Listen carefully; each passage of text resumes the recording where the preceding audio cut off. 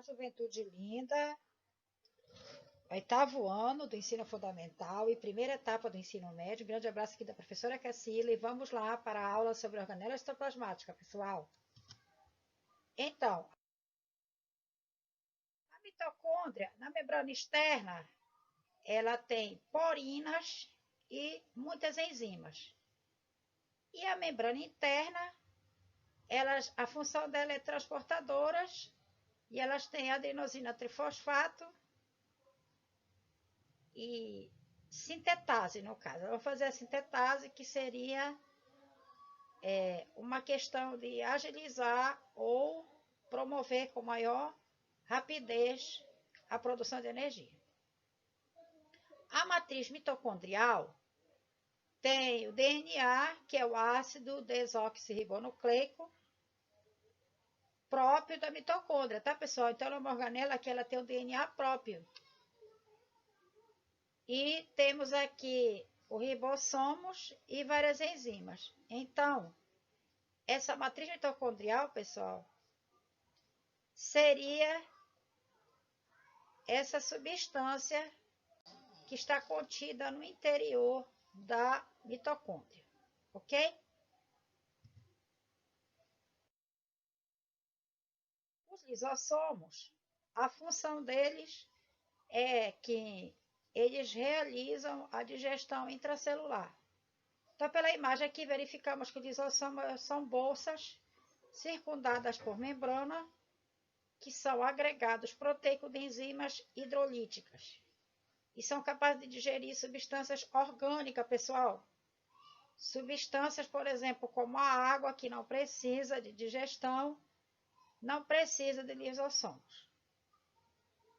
A organela que dá origem aos lisossomos é o complexo de Golgi, ou complexo golgiense. Então, a função do lisossoma, como eles são bolsas, eles irão fazer a digestão intracelular. Temos aqui a digestão celular promovida pelo lisossomo. Se for partícula sólida, este processo de digestão celular é denominado de fagocitose. E se for digestão de partícula líquida, chama-se pinocitose. Vamos observar a diferença entre fagocitose e pinocitose. Como exemplo, aqui no primeiro exemplo da fagocitose, é um processo observado nas amebas, pessoal, um protozoário, que ele precisa se alimentar de partícula sólida. Então, a partícula sólida está fora da célula, que no caso a célula aqui em questão é uma ameba. A ameba, ela emite prolongamento citoplasmático, então, prolongamento da membrana, na verdade, da membrana plasmática, pessoal, tá?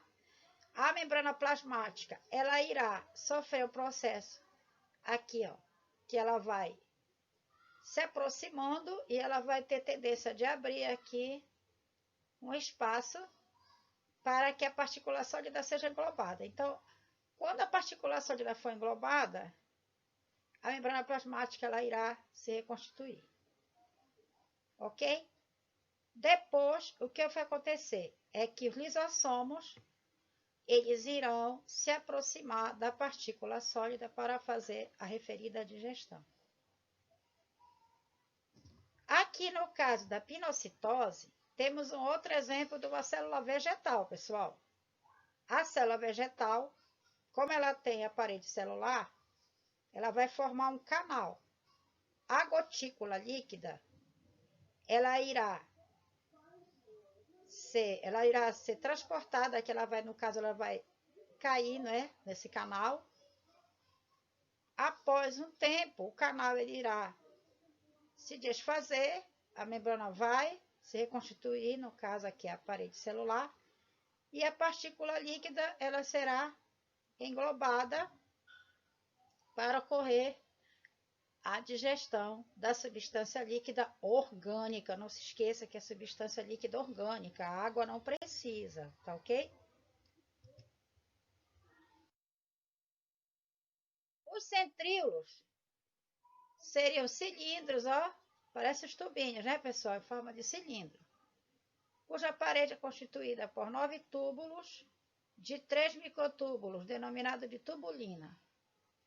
Então, no caso, nós temos 3 microtúbulos, ó. Em cada grupo aqui nós temos 3 microtúbulos, pessoal. Certo?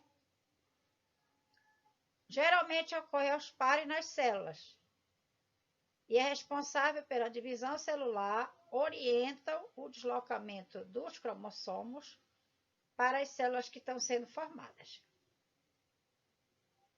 E a função dos centríolos é que eles originam os cílios, que são responsáveis por movimento de células. Por exemplo, o paramécio ele é um protozoário ciliado. Então, no caso, os centríolos originam os cílios. E os flagelos também são estrutura de locomoção, usados por vários protozoários, como a giardia, que tem o flagelo responsável para locomoção e, no caso, também para englobar alimentos. Os centríolos não são encontrados em células vegetais. Tá ok, pessoal? Ribossomos são locais de síntese proteica. Organela que não tem membrana, composta de RNA ribossômico e proteína.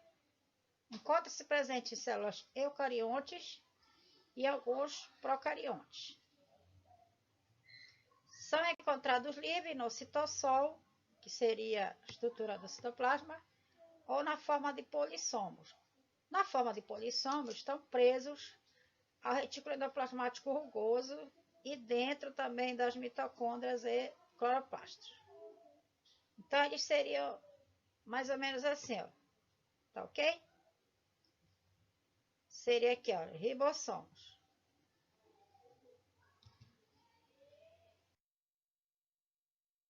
O retículo endoplasmático atua como transporte de substâncias formado por um sistema de membrana intracelulares e são encontrados em células eucariotas, dividido em 2 tipos.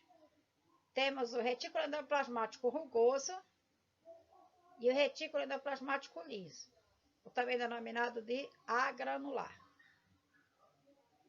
O retículo endoplasmático rugoso, ele contém, ó, esses pontinhos que aparecem aqui na imagem, cor preta, simbolizam os ribossomos. Os ribossomos estão aderidos ao retículo endoplasmático rugoso. O retículo endoplasmático liso, ele não contém os ribossomos, no caso, as paredes deles são lisas, tá? Então, o que vai acontecer? Eles têm essa estrutura denominada de cisternas, tem um núcleo aqui, e, no caso, o retículo endoplasmático liso, ele tem o lumen, que seria o quê? Esses tubinhos aqui menores, tá ok, pessoal? Como eles são sistema de membranas e esses tubos, eles são canais que transportam substâncias, tá ok? Vamos ver o retículo endoplasmático rugoso, que ele tem outra função também, que é armazenamento e transporte. Além dele fazer o transporte, ele também faz armazenamento.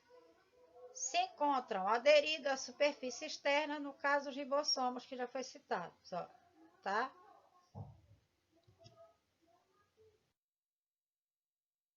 O retículo endoplasmático rugoso também ele é local de produção de proteínas, as quais serão transportadas internamente para o complexo Golgiense. Então, aqui ele tem uma visão mais elaborada, que vai ter a membrana nuclear dele, né?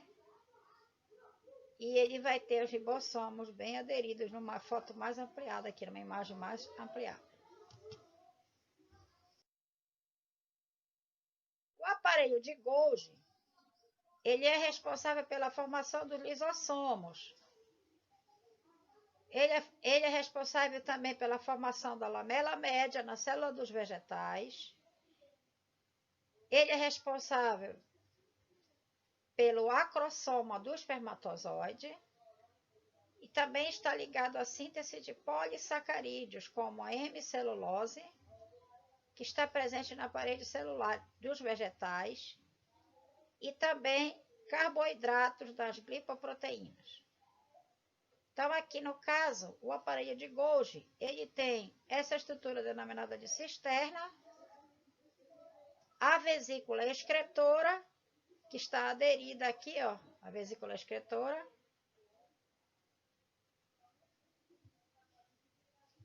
e temos a estrutura denominada de lúmen.